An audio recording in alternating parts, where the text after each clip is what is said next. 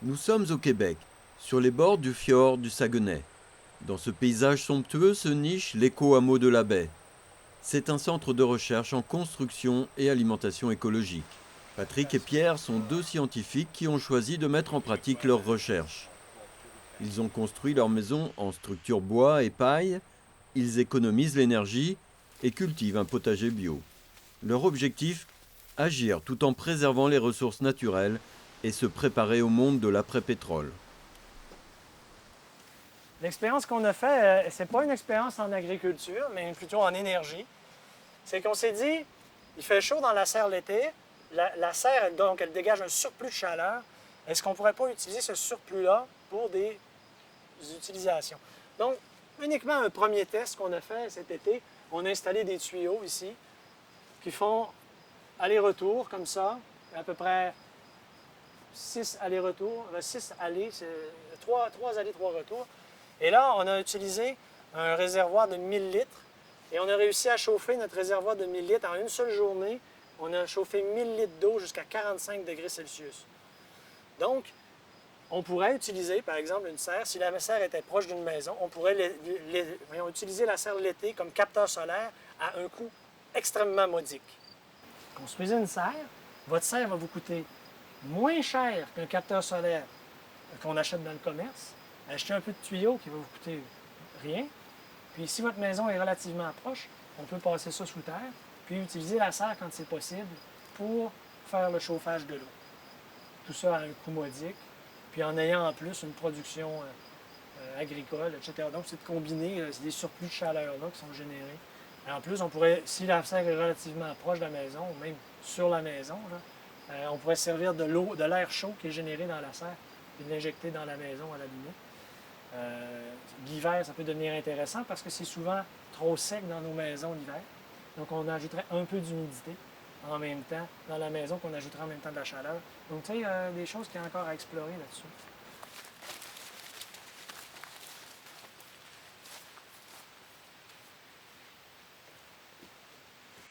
Ce qui différencie la technique du grèbe des autres techniques, c'est qu'il y a une double ossature de bois qui se fait face comme celle-là, donc des montants qui se font face, et qui permettent au ballot de paille de coulisser à l'intérieur. Ce qui fait que c'est très rapide. Et cette double ossature-là permet aussi d'installer un coffrage. Ce qui permet de couler un mortier de manière très rapide. Donc ça diminue beaucoup le temps d'exécution puisque la technique de coulage à l'intérieur de décoffrage est beaucoup plus rapide que la pose d'un enduit à la truelle. Au total, lorsque la construction est terminée, on se retrouve avec une ossature de bois qui est très souple, parce que les maisons nord-américaines sont réputées pour leur souplesse. Lors des tremblements de terre, par exemple, une maison ossature de bois n'a pas de risque de s'affaisser ou de s'écrouler. La charpente de bois prend les vibrations. Elle est calculée, cette charpente de bois-là, pour résister à la compression en hiver avec la neige. Donc, elle est conforme au Code national du bâtiment en ce qui a trait à la résistance en compression et tout. Mais on ajoute à cette résistance-là tout le mortier qu'on va couler à l'intérieur et qui rigidifie toute la structure à la manière d'une maison en maçonnerie, par exemple une maison en pierre ou en parpaing. Et cette maçonnerie-là apporte de la masse thermique qui régule les températures à l'intérieur de la maison, été comme hiver. Donc ce mariage-là entre l'approche nord-américaine de la structure de bois et l'approche européenne de la construction en maçonnerie est un mariage heureux. Le bois est considéré comme presque éternel en construction, pourvu qu'il y ait des bonnes bottes et un bon chapeau. C'est la règle de la conservation du bois à long terme. Il y a des maisons en Norvège, en Suède, non pas des maisons, mais des églises qui ont plus de 800 ans. Donc le bois, s'il est bien protégé, il dure éternellement. Ensuite, la paille, c'est du bois, c'est de la lignine, de la cellulose. C'est un matériau qui est assimilable au bois en tout point. Il y a le mortier qui est composé de chaux, de ciment, de sciure et de sable. Donc l'ensemble de la construction est très très durable pourvu qu'elle reste dans de bonnes conditions. Et on verra, ah ben tiens, on en voit beaucoup ici. Tu vois, ça c'est des kiwis. C'est des kiwis rustiques qui résistent à nos climats hivernaux, là, pas protégés, rien. Donc ça ne devient pas plus gros que ça. Ça a exactement le même goût que le kiwi, mais on mange comme un raisin. Au Québec, on a des moins 30, moins 35 degrés. Dans cette serre-là, on va tenter de diminuer la température. En fait, le point de consigne va être de moins 8, moins 10. Donc, ça veut dire, lorsqu'on est en bas de cette température-là, on va chauffer et en haut, on ne chauffera pas. Ça va permettre de cultiver des figuiers, parce qu'en Amérique du Nord, on a des figuiers qui résistent à moins 10 degrés, des pêchers et une multitude d'autres fruits et noix. Et donc, les plants vont être hivernés ici et vont être ressortis durant l'été. Je l'avais fermée quand il pleuvait. Ah, mais il faut la laisser ouverte, mon homme. Ce qu'on expérimente, c'est dans la serre, c'est la qualité du raisin dans la serre. Et ce qu'on a constaté, c'est que la quantité de sucre dans le raisin, on ne l'a pas mesuré. À un moment donné, il va falloir le faire. Mais le raisin là, est extrêmement sucré. On a une variété ici, on en a une au fond. Ça, c'est du raisin plutôt bleu, avec un raisin qui est plutôt vert rouge dans le fond. Et donc, le raisin est intéressant. On expérimente, par exemple, c'est un peu bizarre, mais on expérimente une culture d'asperges pour voir si on peut allonger la culture au printemps. On a des fraisiers aussi à l'arrière qui poussent très bien avec l'asperge. Ouais. L'idée, c'est de prendre tout simplement un gazon et d'implanter des cultures dans le gazon. Donc ici, là, je n'ai pas fait le gazon, donc ça paraît moins bien, mais on a expérimenté avec du maïs et expérimenté avec des haricots. C'est la première expérience qu'on fait. On avait des problématiques de savoir quelle est la distance entre les rangs, quelle est la distance entre les plants dans chaque rang. Et là, pour le haricot, ça a très bien fonctionné. Pour le maïs, c'est moins probant parce qu'on a eu des problèmes de manipulation d'une part et d'autre part, la densité du maïs est trop faible. L'intérêt de ne pas travailler le sol, c'est de maintenir la structure du sol, maintenir les mycorhizes qui sont en place, etc. Et même d'utiliser l'herbe comme fertilisant. Donc, il faudra voir l'herbe peut amener combien d'azote et voir si tout ça peut entrer vraiment en synergie ensemble. Avec le Sahara, puis ça marche. Ah ouais? Merci. Ça alors, hein? T'as-tu vu? Ce qu'on a ici, c'est le recouvrement du foyer, mais l'intérieur est constitué de briques réfractaires ou de blocs de béton réfractaires préfabriqués, coulés, prémoulés, là. Et puis, qui sont assemblés par la suite, là. Mais ce que je veux dire, c'est que l'intérieur est constitué de conduits, de chambres de combustion. Et tout ça, ça se passe à l'intérieur de matériaux réfractaires, de béton ou de briques réfractaires. On peut personnaliser le foyer de masse tout à fait selon nos goûts, selon le style de la maison. Ça peut être d'allure rustique comme celui-là, ou bien d'allure contemporaine. C'est la technologie qui brûle les bûches naturelles de la façon la plus efficace et la plus écologique. L'intérêt d'avoir des bûches naturelles, c'est qu'évidemment, c'est local. On peut utiliser le bois qui est présent dans l'environnement, sans transformation, donc un intérêt très grand en termes de développement local. Puis, c'est une technologie simple qui ne nécessite pas d'électricité et qui donc donne beaucoup d'autonomie dans un contexte québécois nordique où on a besoin de cette autonomie-là, cette stabilité-là, cette sécurité-là pendant les longs mois d'hiver. Celui-là, par exemple, permet de chauffer toute la maison. La maison a été conçue pour être optimale en fonction de l'implantation d'un foyer de masse. Il est situé au centre de la maison, les pièces sont ouvertes, l'escalier est tout près, au centre de la maison, ce qui favorise la circulation naturelle de la chaleur. Donc, avec une maison comme celle-là, on réussit à la chauffer entièrement avec une belle chaleur très confortable et stable jour et nuit, avec très peu de bois. Du bois qui provient de la terre ici, donc des essences qui ne sont pas des essences commerciales, qui sont des essences considérées comme des rebuts, très souvent. Donc, c'est très intéressant pour, justement, faire une culture de la forêt, un aménagement forestier durable, de pouvoir utiliser les essences moins intéressantes qui permettent de jardiner la forêt, de la nettoyer, de la valoriser. Le foyer de masse permet d'utiliser ces essences-là. Donc, il n'y a que des avantages. Et c'est une technologie toute simple qui n'utilise pas d'électricité, pas de moteur, pas de système d'échange d'air. La chaleur se transmet par radiation. C'est une chaleur radiante. Très confortable par ailleurs, comme on le disait. Vraiment, c'est très approprié à notre environnement et notre climat québécois.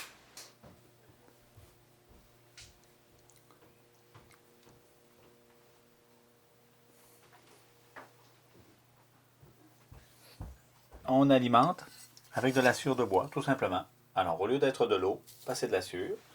Donc, c'est comme une toilette ordinaire, tout simplement. Donc, quand on a terminé, on met de la sciure, l'équivalent d'une tasse. Et c'est un seau qui est là. On appelle ça une toilette à litière biomaîtrisée. Mais c'est tout simple. C'est simplement un seau qu'on retire comme ça et qu'on amène à l'extérieur une fois qu'il est plein pour faire un compostage qu'on dit externe, donc à l'extérieur. C'est un compost très très sain qu'on mélange à d'autres composts pour par la suite fertiliser les jardins. Voilà, ça permet la recirculation des matières fertilisantes. C'est un des objectifs ici, donc, de veiller à ce que toutes les matières fertilisantes et organiques soient intégrées dans un cycle et recirculent et refertilisent les sols. Notre motivation principale à nous ici, c'est aussi évidemment de ne pas polluer l'eau, de diminuer les charges sur le système de traitement des eaux, mais c'est aussi, je dirais davantage encore, l'idée de récupérer les matières fertilisantes pour refaire le cycle de ces matières-là. Alors, c'est du phosphate de roche, duquel on extrait le phosphore, qui est un des 3 principaux engrais, et qui a été piqué, dont on a atteint le pic en 1990. C'est Patrick Derry qui a été le premier à le calculer mondialement, le pic donc de cette matière-là. On est sur un plateau de production. Celui-là provient du Maroc, sans doute. Et puis, c'est une ressource fossile qui est tout à fait limitée sur la planète et unique. Et on s'en sert pour l'agriculture d'une manière absolument essentielle. On est en déclin à partir de maintenant. Donc, la planète, l'humanité ne pourra, à partir de maintenant, plus jamais augmenter la productivité agricole qui est directement liée à l'utilisation du phosphore. À moins qu'on se tourne très, très rapidement vers des pratiques agricoles qui recyclent complètement les matières fertilisantes et organiques comme ont réussi à le faire les peuples asiatiques dans le passé. Et là, on va pouvoir maintenir, mais seulement maintenir encore la productivité des sols. On va donc être dans une impossibilité encore plus grande de maintenir un tel système basé sur un éloignement du producteur et du consommateur. Maintenant qu'on a construit cette société-là, ces villes-là, avec cet éloignement-là de la Terre, on fait comment maintenant pour retrouver une proximité? Ça, c'est une grande question. Mais ce qu'on sait, c'est que ça va devenir une nécessité vitale. L'agriculture intensive est condamnée, mais même l'agriculture biologique telle qu'on la pratique en Occident est condamnée, parce qu'en agriculture biologique, on ne met pas l'insistance comme on devrait la mettre sur le recyclage de toutes les matières. Même en permaculture, on ne met pas cette insistance-là.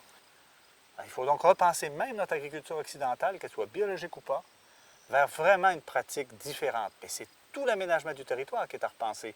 Parce que dans un contexte d'énergie chère ou moins abondante, on ne pourra pas maintenir un système qui nécessite beaucoup d'énergie pour se maintenir. Un système agroalimentaire, de distribution alimentaire, de conditionnement, de consommation. Il n'y a qu'une solution, c'est de retrouver un aménagement du territoire, une trame de l'habitat humain qui est beaucoup plus économe, beaucoup plus efficient, qui est probablement proche de la trame pré-pétrolière, de celle que la France a héritée du Moyen Âge, par exemple, améliorée, modernisée, évidemment, dans l'optique du 21e siècle, mais qui est quand même une trame qui est organisée en fonction de l'échelle humaine.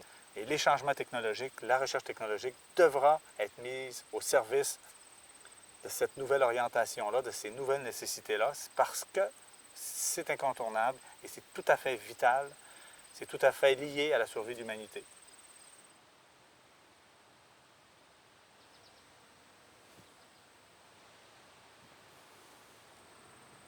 Cultive les légumes d'été, le potager d'été, mais aussi les légumes de conservation qu'on met en cave à légumes, des pommes de terre, les haricots secs, donc les légumineuses aussi. On réussit presque à produire la base des légumes et une partie de notre consommation de légumineuses aussi pour toute l'année.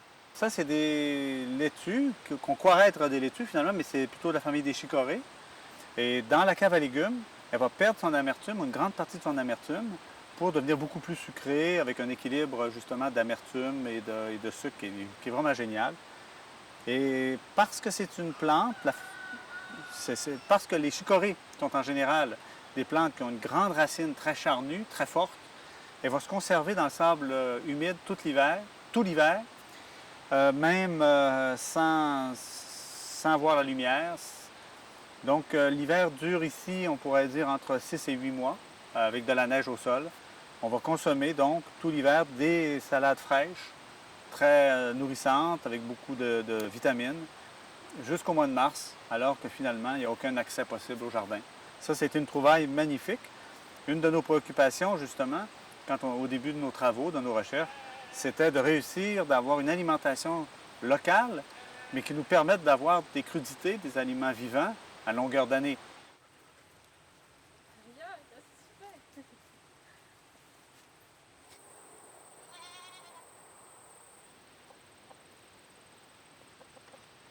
Avec sa robe, son Ah ouais. On s'est rendu compte au fil des ans qu'il était possible de réduire notre empreinte écologique sans diminuer notre qualité de vie et même en l'augmentant. Et ça, c'est sur tous les plans, là. Sur le plan d'alimentation, l'agriculture, la qualité de vie, l'environnement, la santé des habitations, leur confort, la beauté. Donc, effectivement, on se rend compte, après 20 ans de recherche, tout est en place pour notre climat, pour notre environnement, pour notre contexte québécois, pour créer une société qui va effectuer une transition d'un mode de vie axé sur les ressources épuisables, pétrolières, fossiles, minérales, vers un mode de vie qui va être basé sur les ressources renouvelables et à l'intérieur duquel on pourra bien vivre. L'objectif ici n'est pas d'un objectif d'autarcie ou je dirais, d'indépendance. C'est un objectif, comme disait Pierre, plus de recherche, d'exploration. Donc, on explore les choses. On n'est pas dans un monde là, où on prêche là, à l'autarcie. Donc, puis l'autarcie, un peu, moi, j'ai l'impression que c'est plutôt, ça se referme, ça referme. Alors qu'il y a une certaine indépendance et interdépendance avec les autres qui est beaucoup plus importante, beaucoup plus primordiale. Donc, de pouvoir se réunir avec d'autres. D'ailleurs, les mouvements de transition, c'est un peu de se brancher avec toute la communauté ensemble dans un but, je dirais, collectif, où on veut augmenter la résilience du milieu, augmenter l'indépendance, tout en étant interdépendant des autres. En fait, l'Agence internationale de l'énergie, qui est l'instance première dans le monde pour les questions énergétiques, affirme maintenant que le pic pétrolier a été franchi depuis 2006. Donc, la question de savoir il va y avoir un pic pétrolier, elle ne se pose plus. On est entré dans une période de déclin. Si on n'est pas dans la période de déclin, on est au moins sur le plateau de la production pétrolière, c'est-à-dire qu'on ne pourra plus augmenter la production pétrolière. C'est déjà terminé l'idée qu'on puisse vivre indéfiniment dans un monde en expansion continuelle, avec une croissance infinie. Ce temps-là est maintenant bel et bien terminé. On est dans le mouvement des transitions, mais on se voit vraiment comme si on un laboratoire pour aider justement les communautés dans la transition.